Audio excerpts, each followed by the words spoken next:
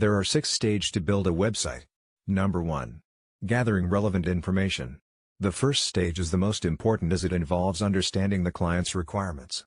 Identify their needs and help them in providing the perfect solution. Number 2. Planning the sitemap and wireframe. The design and implementation strategies are planned according to the type of website and target audience. Number 3. Design and layout. In the design phase, it is essential to embed elements like the logo of the company and the colors that help to enhance to identify the company on the website. Number 4. Development. All the graphic elements are taken into consideration and are used to generate a functional website. Number 5. Testing, review and launch.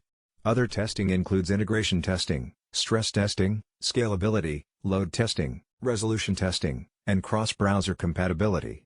Once the green flag is shown, it is deployed to the server using FTP. Number 6. Maintenance and updation. The web development stages don't end after deployment. There are many post-deployment tasks that take place.